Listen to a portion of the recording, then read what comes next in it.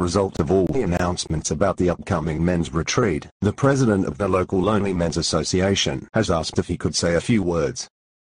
So at this time I'd like to introduce the Lonely Men's Association president. I've forgotten his name, I'm sorry.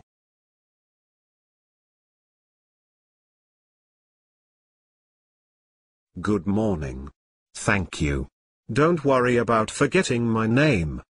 For a member of the Lonely People's Association, it is a high honor to be such a loner that people forget your name. Some of you, hopefully, do not remember me visiting your church last year at this time.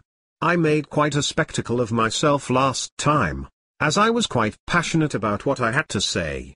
I promise to maintain better control this time. As you know, the Lonely People's Association is dedicated to the continuing efforts of maintaining the ultimate simplicity of life, that being the life of a loner. Whether you are single or married, being a loner is truly an American male tradition worth keeping. Now, the reason I am here is in response to a letter I received from a gentleman in your congregation. We'll call him Bob. Bob writes, Dear Warren, that's me. I consider myself one of the best loners I know. I sit in the back of the church hiding behind my wife's friendliness and always leave as soon as I can. However, last year I made the regrettable mistake of attending the fall men's retreat.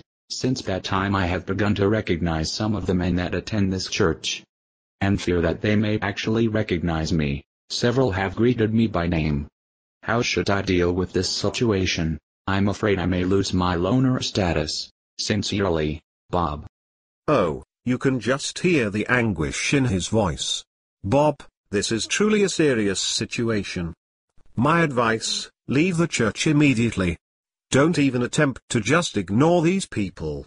Not waving at them, not smiling, and not returning their greetings will simply make them think something is wrong, which may cause them to ask you how you are doing.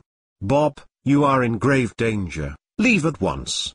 I realize that leaving this church would be difficult because it robs you of one of the greatest pleasures a lonely man can have, that of being in the presence of a large group of warm people, caring for one another, as you sit in the back, fully aware that no one cares for you. And what better place is there for this great pleasure than in a large church? But don't worry, Bob, if your loner status is tarnished in this church, there are other churches. In fact, if you choose 2 or 3, you could bounce between them, never getting to be known at any of them. This may be the best alternative. Ladies and gentlemen, what, I ask you, what has caused Bob so much anguish? His mistake was to attend the men's retreat. He spent the night in a cabin with a small group of men.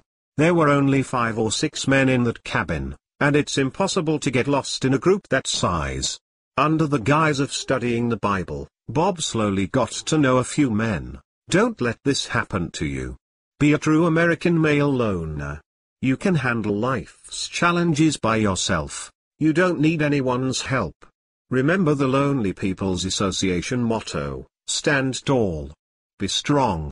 Be lonely. I beg you, avoid the men's retreat coming up next month. Don't end up like Bob. Thank you.